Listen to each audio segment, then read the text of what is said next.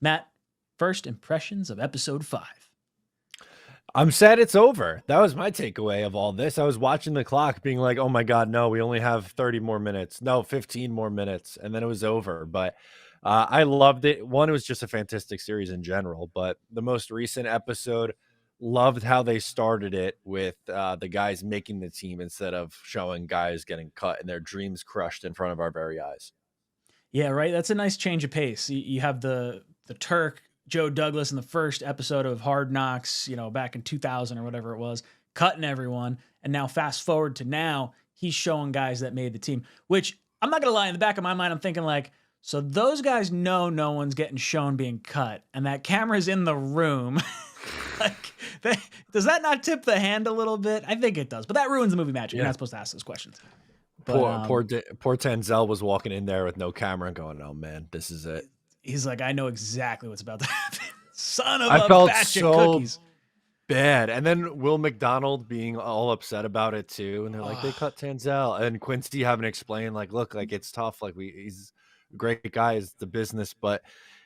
He's right. Like that's the thing that really sucks about this game in the business. And I'm sure we feel that way, like attached to players we like. Imagine being there every day and working with these guys. Like that must be insane.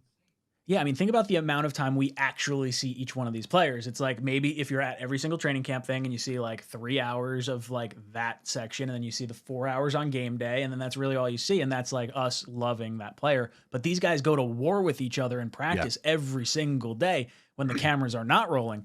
And the relationships that are built off the field and everything like that. I mean, you see how many guys have, dinners. Tanzel Smart being one of the guys. The defensive line unit was like tight, and it seemed like they were like, they understood that, he was going to he got cut, but there was definitely a like, oh man, my man Tanzel. So like him coming back and doing the breakdown, I thought was really cool. Yeah, that's what I was going to say. How many practice squad players do you think break down the huddle after practice? I can't imagine it's many.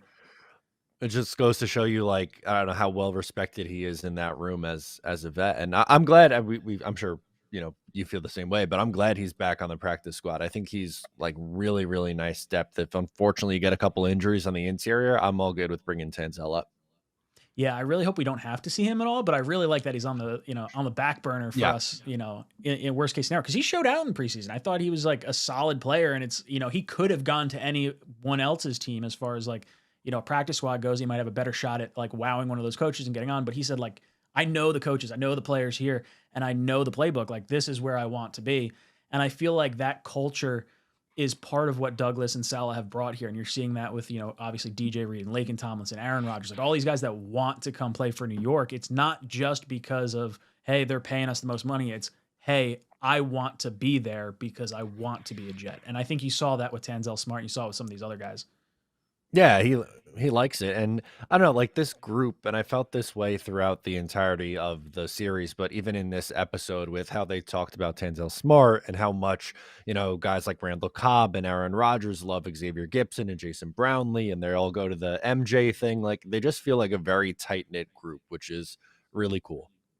Yeah, I think it was Joe Douglas that was saying, was it earlier this week about the locker room and how there was something special in Philadelphia, there was something special in Baltimore, and there's clearly something special going on with the New York Jets. And I get that it's like a hype video for our season, but I can't help but be like, I can't believe I only threw $100 on the Jets winning the Super Bowl. I should like take out the bank account. Shay and Ren, I'm so sorry. Your college savings is gone. It's going on, Jets Super Bowl.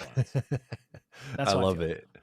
Yeah, it's hard not to get that amped up and think that way after. And that's, as you mentioned, that's the whole point of the show. That's what they want to do. But it's going to be a special season. Like it's been a really long time coming. And, I want to make sure I personally, and I guess all Jet fans this way too, but like just enjoy each step. Like I don't want to look too far ahead. Like I want to enjoy opening night in Buffalo, and then I want to enjoy week 2 against like every step in the road to get to wherever it goes.